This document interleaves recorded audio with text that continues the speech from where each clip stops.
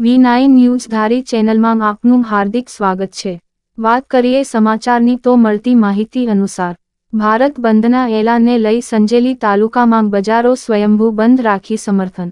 સંજેલી તાલુકામાં તમામ વેપારી મંડળ દ્વારા દુકાનો બંધ। ભારત બંધ એલાને સમર્થન આપી આખું સંજેલી નગરની દુકાનો બંધ રાખવામાં આવી। 21 ઓગસ્ટ ભારત બંધના એલાનમાં દલિત અને આદિવાસી સમુદાયની અનામતના સંદર્ભમાં સુપ્રીમ કોર્ટ દ્વારા પેટા જાતિનું વર્ગીકરણ કરવા તેમજ ક્રિમિલેયર લાગુ કરવા બાબતે આપવામાં આવેલ ચુકાદાના વિરોધમાં 21 ઓગસ્ટના રોજ ભારત બંધ સમર્થનમાં સંજેલી સજ્જડ બંધ। દાહોદ જિલ્લાના સંજેલી તાલુકાની અંદર સુપ્રીમ કોર્ટ દ્વારા જે 1 ઓગસ્ટના રોજ અનુસૂચિત જનજાતિ અને અનુસૂચિત જાતિના અનામતમાં ક્રિમિલેયર અને ક્વોટા લાગુ કરવાનો જે ગેરબંધારણીય નિર્ણય આપવામાં આવ્યો છે એના વિરોધમાં ભારત દેશના ST/SC સમુદાય દ્વારા ભારત બંધના એલાનમાં સંજેલી તાલુકાના ગામના તમામ વેપારી વર્ગે જે સાથે સહકાર આપીને સંજેલી નગરમાં સજ્જડ બંધનું એલાન રાખેલ છે।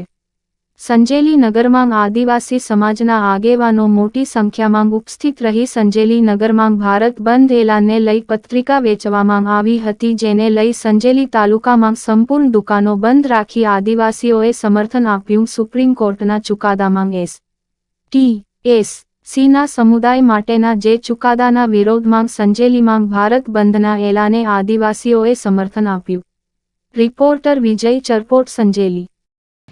આજે સંજેલી તાલુકા આદિવાસી સમાજ અને પરિવાર વતી ભારત બંધના એલાનને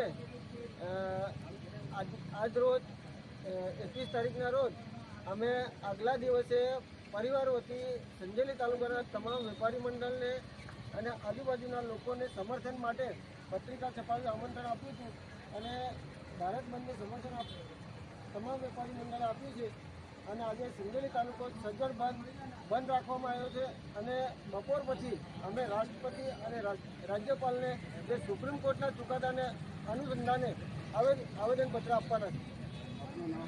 દિનેશભાઈ કાવ્યા।